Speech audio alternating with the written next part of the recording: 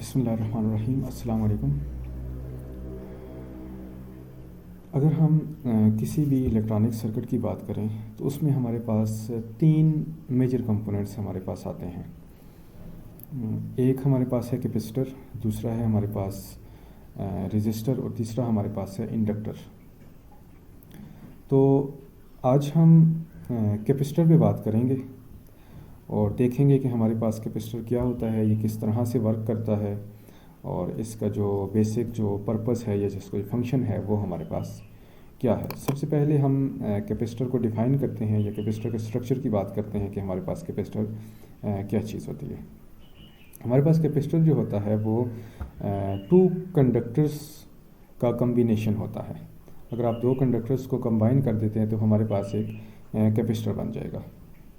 इन दो कंडक्टर्स को आप प्लेट्स का नाम देते हैं, प्लेट्स ऑफ द कैपेसिटर।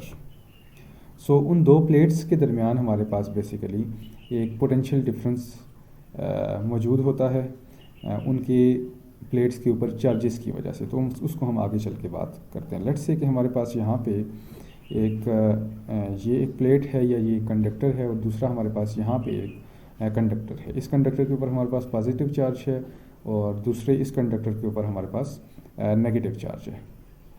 तो अब हमारे पास इन प्लेट्स के ऊपर जो चार्ज है वो हमारे पास अपोजिट है और दूसरी ये चीज़ है कि ये जो चार्ज है इसका मैग्नीट्यूड सेम है, इक्वल है। मीन कि अगर इस कंडक्टर के ऊपर चार्ज 2 कूलम है तो इसके ऊपर भी 2 कूलम चार्ज ही हमारे पास होगा। तो इनका मैग्नीट्यूड हमारे पास सेम है, आल्दो कि इनके साइंस अपोजिट हैं। तो ये हमारे पास एक आप कह सकते हैं कि ये कैपेसिटर का एक ओवरव्यू के तौर पे आप इस पूरी डायग्राम को ले सकते हैं और कैपेसिटर कुछ इस तरह से बनता है। सो अब हमारे पास जो चार्ज स्टोरिंग कैपेसिटी होती है किसी भी कैपेसिटर की, उसको हम कैपेसिटेंस का नाम देते हैं। तो जितना भी हमारे पास किसी भी कैपेसिटर के अंदर उसकी एबिलिटी होगी या उसकी कैपेसिटी होगी कि वो कितना चार्ज जो है वो करेगा, स्टोर करेगा, तो उसको हम कैपेसिटेंस ऑफ दैट कैपेसिटर का नाम देते हैं। ये बिल्कुल वैसे ही है जिस तरह से अगर आप यहाँ पे देखें तो आप the capacity of A milk carton is the volume of milk it can store. The heat capacity of an object is the amount of energy an object can store per unit temperature difference. तो heat capacity है हमारे पास capacity of milk carton, किसी भी दूध के जो हमारे पास carton है उसकी कितनी कैपेसिटी है कि वो कितना दूध स्टोर कर सकता है, कितनी हीट कैपेसिटी है किसी ऑब्जेक्ट की कि वो 1 डिग्री टेम्परेचर डिफरेंस के लिए हमारे पास कितना हीट एनर्जी स्टोर कर सकती है वो ऑब्जेक्ट। या इस तरह से ये हमारे पास कैपेसिटी की बेसिक डेफिनेशन है। तो हम कह सकते हैं the capacitance of a capacitor is the amount of charge the capacitor can store per unit of the potential difference. अब यहाँ पे हमारे पास इस पूरी डेफिनेशन के अंदर जो एक चीज़ और इम्पॉर्टेंट है डैट इज़ पोटेंशियल डिफरेंस। अब ये पोटेंशियल डिफरेंस हमारे पास क्या है? पोटेंशियल डिफरेंस बेसिकली अगर आप बात करें तो हम यहाँ पे पोटेंशियल की बात नहीं करेंगे, हम यहाँ पे पोटेंशियल डिफरेंस की बात करेंगे। पोटेंशियल डिफरेंस क्या है? ये है कि आपके पास दो प्लेट्स के दरमियान पोटेंशियल का डिफरेंस कितना है, मतलब वो पोटेंशियल का अगर आप इसको उर्दू में बताना चाहें तो फ़र्क कितना है, कितना फ़र्क है इन दोनों प्लेट्स के दरमियान पोटेंशियल का। तो मतलब ये दोनों जो प्लेट्स हैं वो एक दूसरे के रिस्पेक्ट से कितने कितने पोटेंशियल के ऊपर मौजूद हैं, इसको आप पोटेंशियल डिफरेंस का नाम देंगे। हम यहाँ पे वी यूज़ नहीं करेंगे, we will not use we will use del V which is potential difference. So आपके पास अगर आप जितना ज़्यादा पोटेंशियल डिफरेंस आप अप्लाई करेंगे दो प्लेट्स के दरमियान, जितना ज़्यादा पोटेंशियल डिफरेंस होगा उतना ज़्यादा चार्ज जो है वो उन दो प्लेट्स के ऊपर स्टोर हो जाएगा। तो मतलब हम ये कह सकते हैं कि Q is directly proportional to del V, the potential difference के Q directly proportional amount of charge that is stored in that capacitor that is Q। So अगर आप इसको प्रोपोर्शनलिटी साइन को हटा देते हैं और उसके बाद आप यहाँ पे अगर इसको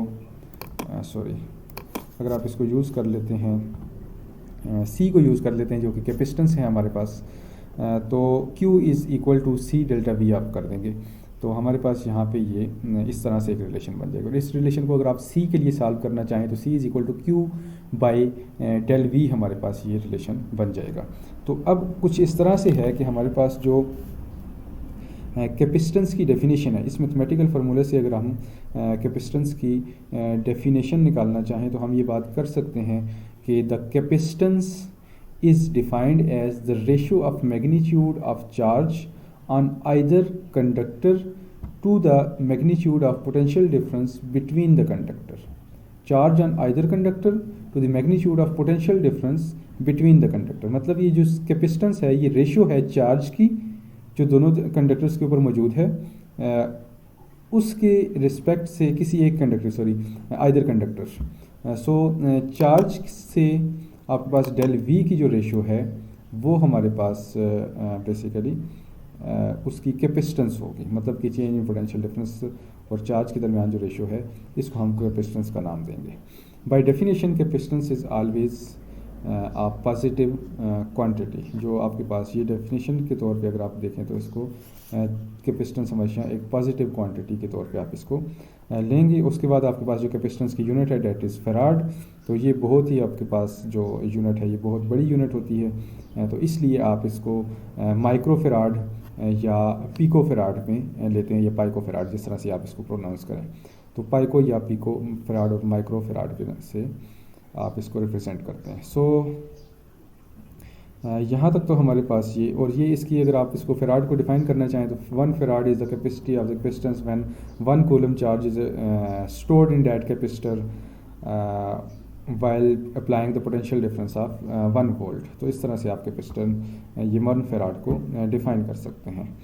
सो अगर आप यहाँ पे कुछ इस फिगर को अगर आप देखना चाहें तो हमारे पास when the capacitor is connected to the terminal of the battery, electron transfer between the plates and the wires so that the plates become charged। So हमारे पास यहाँ पे आप ये देखिए कि हमारे पास एक बैटरी है और इस बैटरी के साथ हमने दो प्लेट्स को, कंडक्टिंग प्लेट्स को यहाँ पे कनेक्ट किया हुआ है, जिसका इस प्लेट का अब एरिया हमारे पास ए है और इन दोनों के दरमियान जो डिस्टेंस है, दो प्लेट्स के दरमियान जो डिस्टेंस है, आल्दो कि अगर आप इसको मतलब एक दूसरे के साथ कनेक्ट कर देंगे इस तरह से प्लेट्स को, तो उसमें ये होगा कि ये शॉर्ट सर्किट हो जाएगा। तो हमने कुछ ना कुछ दरमियान में इसके ज़ाहिर फासला रखना है और वो उसके अंदर स्टोर किस तरह से चार्ज होगा उसको भी हम अभी देख लेते हैं। सो अब अगर आप देखें तो negative terminal of the battery, negative terminal of battery के साथ आपकी एक प्लेट आपके पास कनेक्टेड है। The wire applies a force on electrons in the wire immediately outside the plate. तो अब आप यहाँ पे देखिए कि ये जो नेगेटिव चार्जेस हैं ये आपके पास यहाँ पे इस प्लेट के ऊपर फ्लो करना शुरू कर देंगे। इस प्लेट की तरफ हमारे पास ये नेगेटिव चार्जेस आना शुरू हो जाएंगे क्योंकि हमारे पास ये नेगेटिव आपके पास पोटेंशियल इसके ऊपर है और यहाँ पे इन प्लेट के दरमियान और इस नेगेटिव पॉइंट के दरमियान हमारे पास एक पोटेंशियल डिफरेंस मौजूद है, जिसकी वजह से यहाँ पे एक इलेक्ट्रिक फील्ड मौजूद होगी और इस इलेक्ट्रिक फील्ड की वजह से जो इलेक्ट्रॉन्स होंगे वो पुश करेंगे इस प्लेट की तरफ और इस प्लेट के ऊपर नेगेटिव चार्ज अकमुलेट होना शुरू हो जाएगा। ऑन दी अदर हैंड अगर आप यहाँ पे देखें तो आपके पास यहाँ पे ये पॉजिटिव चार्ज है और यहाँ पे हमारे पास ये आल्दो पहले इसको आप कह सकते हैं कि जब ये इसके साथ कनेक्टेड नहीं थी तो ये न्यूट्रल थी, तो उस केस में हमारे पास ये होगा कि हमारे पास जो नेगेटिव चार्जेस हैं वो यहाँ से इस प्लेट से इधर नीचे बैटरी की तरफ आना शुरू हो जाएंगे। तो उस केस में फिर अब ये होगा कि जब नेगेटिव चार्ज यहाँ से यहाँ पे आ जाएंगे तो यहाँ पीछे जो रह जाएंगे that will be the positive charge. तो इस तरह से आपके पास एक प्लेट जो होगी वो पॉजिटिवली चार्ज हो जाएगी और दूसरी प्लेट आपके पास जो होगी वो नेगेटिवली चार्ज होगी। इसकी जो सारी डिटेल है वो आपके पास यहाँ पे इस पैराग्राफ के अंदर ये सब चीज़ें डिटेल के साथ यहाँ पे डिस्कस होंगी। सो इस तरह से एक प्लेट के ऊपर नेगेटिव चार्ज आ जाएगा और दूसरी प्लेट के ऊपर पॉजिटिव चार्ज आ जाएगा और जितना यहाँ पे नेगेटिव चार्ज होगा उतना ही यहाँ पे पॉजिटिव चार्ज भी होगा। So although the charge on the capacitor is zero. अब यहाँ पे क्योंकि अगर टोटल चार्ज की बात करें हम तो जितना यहाँ पे नेगेटिव है और यहाँ पे पॉजिटिव है तो टोटल चार्ज हमारे पास यहाँ पे ज़ीरो ही बनता है, लेकिन अगर आप इसके मैग्नीट्यूड को ले लें तो हमारे पास ऑब्वियसली उसकी कोई ना कोई वैल्यू हमें मिलेगी because there is as much express. और आपके पास यहाँ पे यही बात लिखी हुई है और उसके बाद magnitude of the charge on either conductor as the charge on the capacitor. तो इस तरह से आप उसके चार्ज को रिप्रेजेंट कर सकते हैं। So the proportionality between Q and del V can be proven from Coulomb's law और बाई एक्सपेरिमेंट। अब ये यहाँ पे जो बात की जा रही है वो इस प्रोपोर्शनैलिटी की बात की जा रही है यहाँ पे ये, तो Q is directly proportional to del V। ये आपके पास ये जो प्रोपोर्शनैलिटी है ये कह रहे हैं कि आप इसको कूलम लॉ के साथ भी इसको कर सकते हैं, प्रूव कर सकते हैं इस प्रोपोर्शनलिटी को कूलम लॉ को यूज़ करके। तो अब कैसे कूलम लॉ को यूज़ करके इसको प्रूव कर सकते हैं, अब आपके पास ये फार्मूला भी मौजूद है और इन द सेम वे आपके पास जो कूलम लॉ है वो भी इससे पहले हम स्टडी कर चुके हैं। तो ये आपकी असाइनमेंट है कि आप इसको सॉल्व करें और इसको प्रूव करें कि किस तरह ये वर्क कर रहा है। सो अगर हम नेक्स्ट आगे बात करें तो उसके बाद हमारे पास आता है similar process occur at the other capacitor plate. So ये हमारे पास पॉजिटिव और नेगेटिव प्लेट्स की बात हो रही है, उनकी में चार्ज कम्युलेशन की बात हो रही है कि वो किस तरह से होगा। यहाँ तक तकरीबन आपका यहाँ पे ये है। सो उसके बाद अगर आप बात करें तो हमारे पास ये एक क्वेश्चन है, क्विक क्विज के तौर पे हमें ये दिया हुआ है। A capacitor store charge Q at a potential difference del V. What happens if voltage applied to the capacitor by a battery is doubled to 2 delta V? अगर आप यहाँ पे 2 डेल्टा V कर देते हैं, पहले आपके पास डेल्टा V था पोटेंशियल डिफरेंस, अब आपने जो बैटरी है ये अगर आप इसी को ले लें तो हमारे पास जो पोटेंशियल डिफरेंस यहाँ पे था तो ये डेल्टा V के तौर पे था। अब हमने ये काम किया कि इस बैटरी का जो पोटेंशियल है उसको 2 डेल्टा V कर दिया। तो अब ये कह रहे हैं कि अगर 2 डेल्टा V अब आपने कर दिया तो अब क्या होगा, the capacitance falls to half its initial value and the charge remain the same. अब जो कैपेसिटेंस होगी वो हाफ हो जाएगी और चार्ज दोनों प्लेट्स के ऊपर सेम रहेगा। पहला ऑप्शन आपके पास ये है, the capacitance and the charge both fall to half their initial values. The capacitance and the charge both fall to the half their initial value, मतलब कि आपके पास चार्ज और कैपेसिटेंस दोनों हाफ हो जाएंगी। अब ये दूसरा ऑप्शन आपके पास ये है। तीसरा ऑप्शन आपके पास ये है, the capacitance and the charge both double. ये जो इसके ऊपर जो कैपेसिटेंस है और जो चार्ज स्टोर हो रहा है वो डबल हो जाएगा 2 डेल्टा V करने से।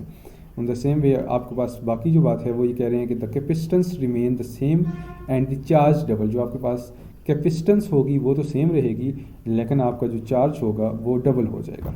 तो अब इनमें से जो इसका सही आंसर है वो क्या है, ये आपने देखना है। This is also your assignment.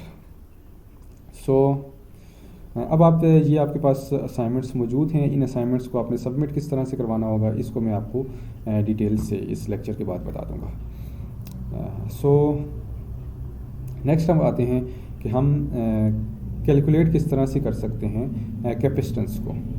सो इससे पहले हमने एक इक्वेशन ड्राइव की थी, that we can drive an expression for a capacitance of a pair of oppositely charge conductors having a charge of magnitude Q in the following manner. अब हम ये नीचे हमने एक पूरा प्रोसेस किया तो इसके ज़रिए हम एक एक्सप्रेशन को डिफाइन कर लेते हैं।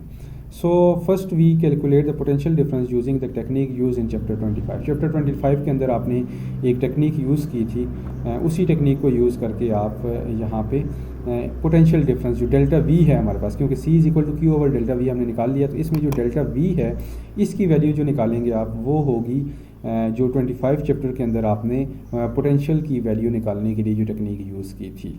सो वहाँ पे आपने इससे पहले हमने जो लेक्चर लिया था पोटेंशियल की वैल्यू निकालने के लिए, इलेक्ट्रिक पोटेंशियल की वैल्यूज़ निकालने के लिए, उनमें से अगर आप इसको देख लें तो डैट विल बी गुड। सो उसके लिए आप ये करेंगे कि अब वो जो वैल्यू थी 25 चैप्टर के अंदर वो हमारे पास KQ ओवर A था।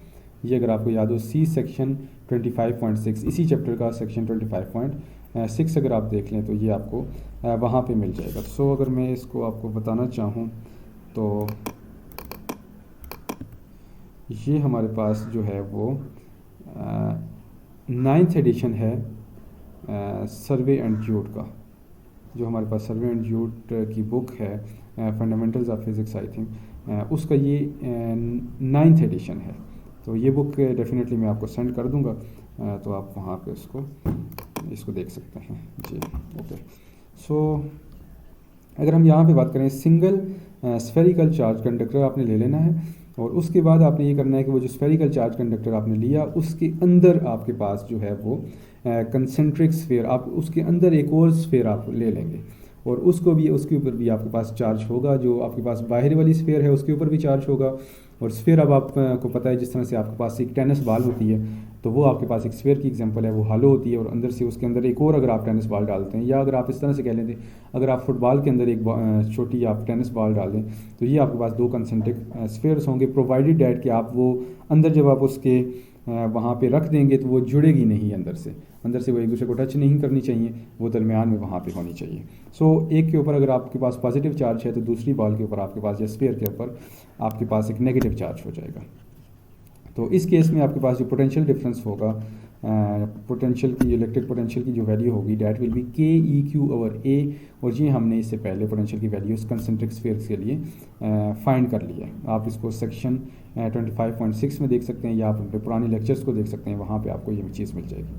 सो ये आपके पास जो वैल्यू है, अब आप C=Q/del V तो देखें तो del V की वैल्यू आप यहाँ से उठा के इसको पुट कर देंगे, और उसके बाद आप थोड़ी सी K की कैंसिलेशन हो जाएगी, A/KE रह जाएगा, और KE आपको पता है कि आपके पास 1/4πε0 होता है। ये आपके पास कूलम्स कांस्टेंट है, 1/4πε0 इसकी वैल्यू होती है। तो ये क्योंकि 1/KE है तो 4πε0 हमारे पास यहाँ पे रेसिप्रोकल में ऊपर हमारे पास चला जाएगा। सो हम ये कह सकते हैं कि C=4πε0A। So this expression shows that the capacitance of an isolated charged sphere is proportional to its radius। अब आप यहाँ पे ये देखिए कि ये जो A है, ये उस वक्त अगर आप उसको टॉपिक में जाएंगे तो ये रेडियस होगा, मतलब कि ये रेडियस होगा। तो हम ये कह सकते हैं कि आपके पास ये जो C है ये डायरेक्टली प्रोपोर्शनल है, 4 भी कांस्टेंट है, पाई भी कांस्टेंट है, ε0 भी कांस्टेंट है, तो आपके पास ये C is directly proportional to A है। तो मतलब हम ये कह सकते हैं कि ये रेडियस के प्रोपोर्शन आपके पास होता है। सो independent of both the charge on the, और ये आपके पास कैपेसिटेंस चार्ज के ऊपर बिल्कुल भी डिपेंड नहीं कर रही। देख लीजिए आप यहाँ पे कि हमारे पास C=4πε0 इंटू A हमारे पास आ जाता है, और हमारे पास यहाँ पर कोई किसी किस्म का चार्ज मौजूद नहीं है। मैं अगर इसको लिखना चाहूँ, थोड़ा सा अगर इसको एलेबोरेट कर दूँ तो आप इसको यहाँ पे कुछ इस तरह से देख सकते हैं कि C=4πε0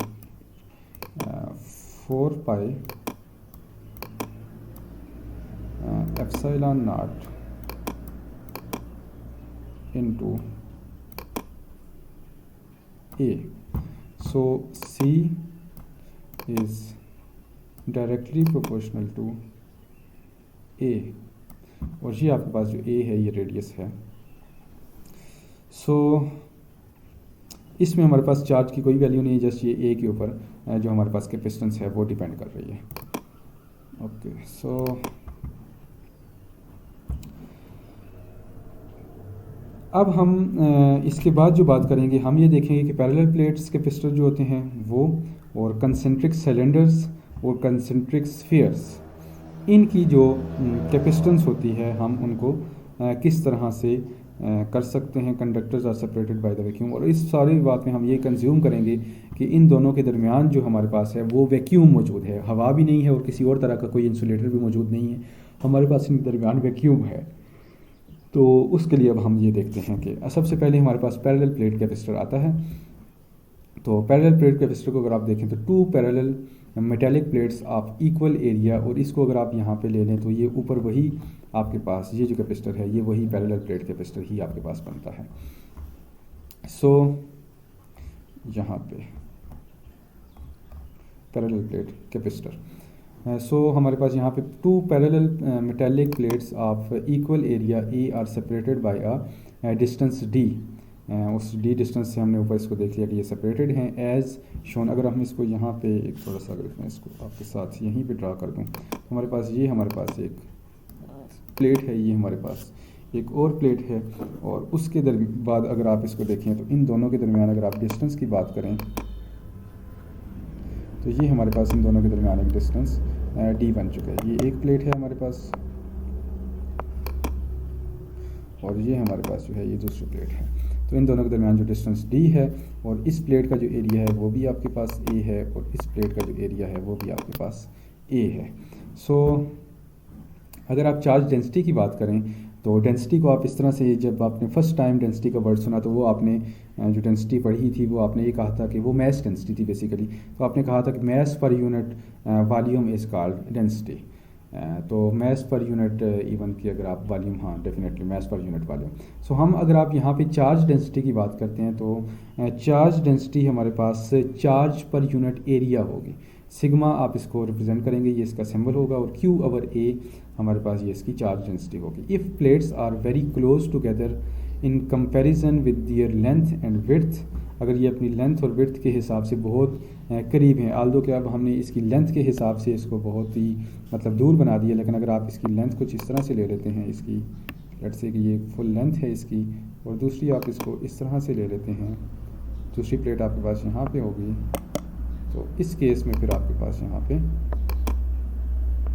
कुछ इस तरह से हो जाएगा।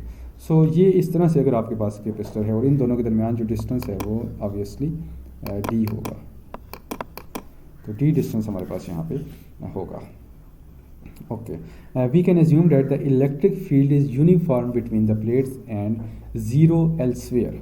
अब बात ये है कि आपके पास अगर इस तरह का केस हो जाता है, मतलब ये आपस में बहुत ही करीब तरीन हो जाती हैं, तो उस केस में जो डेंसिटी होगी वो हमारे पास इन दोनों प्लेट्स के दरमियान जो हमारे पास इलेक्ट्रिक फील्ड होगी इन दोनों प्लेट्स के दरमियान वो यूनिफॉर्म होगी। अब यूनिफॉर्म का मतलब है कि ये आपके बिल्कुल मतलब इसमें किसी किस्म की कोई चेंजिंग नहीं आ रही होगी, मतलब कि ये जितनी एक पॉइंट के ऊपर मौजूद होगी उतनी ही उसी हिसाब से ये आपके पास आपके दूसरे पॉइंट के ऊपर मौजूद होगी। सो इसको आप यूनिफॉर्मिटी कहते हैं between the plates and zero elsewhere. और बाहर जो है आपके पास जो फील्ड है, अगर आप बात करें तो लेट्स से कि ये आपके पास दो प्लेट्स हैं, तो इनके दरमियान जो फील्ड होगी वो बिल्कुल आपके पास ये जो अगर आप फील्ड लाइंस की बात करें तो बिल्कुल वो एक ख़ास और एक फ़िक्स फासले के ऊपर ड्रा करेंगे यूनिफॉर्म इलेक्ट्रिक फील्ड को रिप्रेजेंट करने के लिए। और दूसरी बात ये कि अगर आप एक आम तौर पे अगर आप दो पैरेलल प्लेट्स की बात करें तो उनके जो एंड्स होते हैं उनमें जो फील्ड लाइन होती है, लेट्स से कि ये आपके पास पॉजिटिव है और ये आपके पास नेगेटिव है, तो यहाँ से वो फ्रिंजिंग हो जाती है फील्ड दो पैरेलल प्लेट्स के एंड पे। अगर आप इलेक्ट्रिक फील्ड वाला टॉपिक निकालेंगे और उसमें पैरेलल प्लेट्स की अगर आप देखेंगे तो कुछ इस तरह से आपको मिलेगी। तो हम ये बात करना चाह रहे हैं कि अब हमने जो अजम्पशन किया है वो ये किया कि यहाँ पे ये जो इंटरनल हमारे पास यहाँ पे एरिया है, इसमें जो फील्ड है वो हमारे पास यूनिफॉर्म है, इसमें किसी किस्म का कोई मतलब कि अगर चेंज आ रहा है तो वो एक यूनिफॉर्मिटी के साथ चेंज आ रही है। ये बिल्कुल यूनिफॉर्म है, जितना एक पॉइंट के ऊपर मौजूद है, जितनी फील्ड यहाँ पे है उतनी ही फील्ड यहाँ पे है, उतनी ही फील्ड यहाँ पे उतनी ही, ये आपके पास यूनिफॉर्मिटी है, एक बात। और दूसरी बात ये है कि ये जो फील्ड है इसको हम इग्नोर करने जा रहे हैं। ये जो फ्रिंजेस हैं ये हम इसको कह रहे हैं कि हमारे पास यहाँ पे बाहर यहाँ पे किसी भी जगह पे और फील्ड यहाँ पे मौजूद नहीं है। फील्ड जैसे इसके अंदर है और उसके बाद जो है वो यूनिफॉर्म भी मौजूद है। तो ये सारी ये जो ग्रीन में हमारे पास हाईलाइटेड है इसका ये मतलब है। So according to what if feature of example 24.5, अगर आप 24.5 एग्जांपल को देखें तो उसमें हमारे पास आपको ये फार्मूला मिलेगा कि E is equal to sigma over epsilon naught. तो अगर आप इसको देखें तो सिग्मा की वैल्यू हमारे पास Q ओवर A है, जिसको हमने यहाँ पे रिप्लेस कर दिया, यहाँ पे हमने इसको रिप्लेस कर दिया है। और उसके बाद ये है कि अगर आप यहाँ से because the field between the plates is uniform the magnitude of the potential difference between the plates equal ED। सो आपके पास जो उसका मैग्नीट्यूड है वो ED के इक्वल होगा, C इक्वेशन 25.6। ये बिल्कुल वही चीज़ें आपको बाकी बहुत सी चीज़ों की तरफ रेफ़र किया जा रहा है जिनको आपने ऑब्वियसली देखना होगा। So delta V is equal to ED, आपके पास ये डेल्टा V है वो ED है, आपको 25.6 इक्वेशन आपके पास ये बन रही है। और अगर आप यहाँ पे E की वैल्यू रिप्लेस कर दें जो आपने Q over epsilon naught A आपने यहाँ पे निकाली थी, तो अगर आप उसको रिप्लेस करना चाहें तो अब आप यहाँ पे देख सकते हैं कि डेल्टा V की वैल्यू आपके पास QD over epsilon naught A आ चुकी है। तो अगर ये आपके पास वैल्यू है तो इस डेल्टा V की वैल्यू को आप अपने Q is equal to C delta V है, तो अगर आप इसको C is equal to Q over delta V लें तो ये डेल्टा V पे आप यहाँ पे ये वैल्यू जो आपने यहाँ पे निकाली है इसको आप यहाँ पे रिप्लेस कर देंगे। जब आप इसको यहाँ पे रिप्लेस करेंगे तो आप ये देखेंगे कि C is equal to epsilon naught A, थोड़ी सी कैंसिलेशन Q के साथ कैंसिल हो जाएगा और आपके पास एप्सिलॉन नॉट A जो है यहाँ पे ऊपर आ जाएगा, तो epsilon naught A over D इस तरह की इक्वेशन आपके पास बन जाएगी। So this is the capacitance of a parallel plate. Capacitor is proportional to the area of its plates and inversely proportional to the plate separation. अब ये हमारे पास जो चीज़ है ये फार्मूला है पैरेलल प्लेट कैपेसिटर के लिए। अब ये आपको बता रहा है कि जितना आप एरिया ज़्यादा करते जाएंगे उतना आपके पास जो कैपेसिटेंस होगी वो इंक्रीज़ करती जाएगी, और जितना आपको डिस्टेंस को इंक्रीज़ करेंगे उतनी आपके पास जो कैपेसिटेंस है वो डिक्रीज़ होनी शुरू हो जाएगी। So if the capacitor plates are large the accumulated charge are able to distribute themselves over a substantial area, and the amount of charge that can be stored on the plate for given potential difference increases as the plate area is increased। अब आपको यहाँ पे ये बात बताई जा रही है कि अगर आपके पास जो एरिया है वो बहुत ज़्यादा है तो वो जो चार्जेस लेट्स से कि नेगेटिव चार्जेस हैं तो वो ख़ुद को दूर दूर एक दूसरे के साथ जो है वो अकोमोलेट करने की कोशिश करेंगे। जब वो एक दूसरे को से थोड़ा दूर होकर अकोमोलेट करेंगे तो बाकी चार्जेस के लिए उसी पोटेंशियल डिफरेंस के ऊपर बाकी चार्जेस के लिए भी पोजीशन वैकेंट हो जाएगी, तो और ज़्यादा चार्जेस यहाँ पे आपको मिल सकेंगे। तो जितना आप एरिया को ज़्यादा करते जाएंगे उतना आपके पास जो चार्ज स्टोर होते जाएंगे वो ज़्यादा होते जाएंगे, क्योंकि उनके लिए जो आगे अवेलेबल स्पेस है वो ज़्यादा होती जाएगी।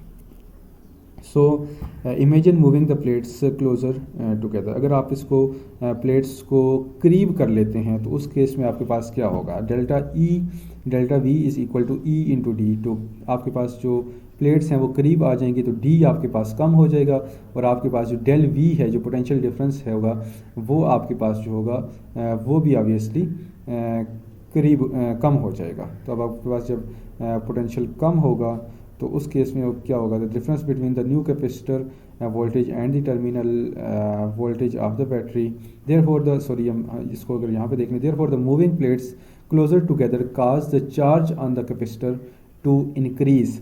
तो पोटेंशियल कम हो जाएगा तो आपके पास जो चार्ज उसके ऊपर जो कैपेसिटर के ऊपर आ जाएगा वो इंक्रीज़ हो जाएगा, cause the charge on the capacitor to increase. तो आपके पास वो जो चार्ज होगा वो इंक्रीज़ हो जाएगा कैपेसिटर को प्लेट्स को करीब करने से। सो दूर करने से आपके पास अगर दो कैपेसिटर की प्लेट्स को दूर करते हैं तो उसके केस में आपके पास जो कैपेसिटेंस होगी वो डिक्रीज़ हो जाएगी। अगर आप इनको करीब करते हैं तो उस केस में आपके पास जो कैपेसिटेंस होगी वो इंक्रीज़ हो जाएगी, क्योंकि अगर आप यहाँ पे इसको देखें तो डेल्टा वी जितना कम होगा उतना आपके पास जो सी होगा कैपेसिटी होगी वो ज़्यादा होती जाएगी। सो अब हम बात करते हैं cause the charge on the capacitor to increase. Many computer keyboard buttons are constructed of capacitors as shown in figure 26.3. When a key is pushed down, the soft insulator between the movable plates and the fixed plate is compressed. When the key is pressed, what happened to the capacitance? अब वो आपसे यही बात पूछ रहे हैं कि आपके पास जब ये की को आप प्रेस करेंगे तो ये बेसिकली आपके पास ये एक प्लेट है, दूसरी आपके पास ये फिक्स प्लेट है और दरमियान में इंसुलेटर है। तो ये अगर आप इसको देखें तो ये एक कैपेसिटर बना हुआ है।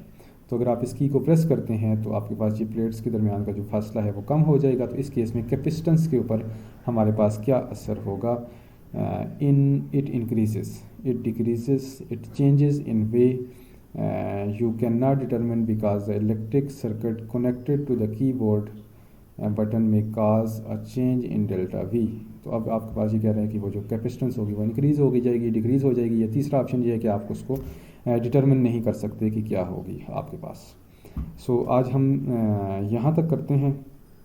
आपकी ये भी असाइनमेंट है, इसको भी आप करें। आप शायद 3 क्वेश्चंस आपके पास असाइनमेंट के तौर पे हो चुके हैं, इनको आप अपने पास सॉल्व कर लेंगे और उसके बाद ये आपने सबमिट किस तरह से करवानी है मैं आपको इंशाल्लाह बता दूंगा।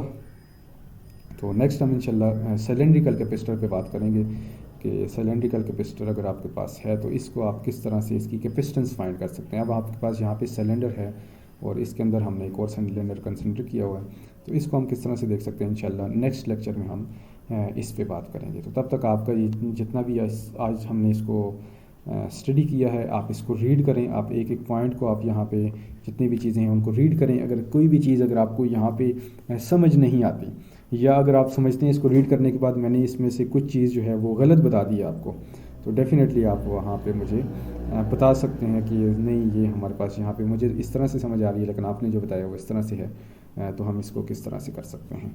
सो आज के लेक्चर के लिए इतना ही। इंशाल्लाह नेक्स्ट लेक्चर में हम अपने अगले टॉपिक पे बात करेंगे। So thank you so much for watching.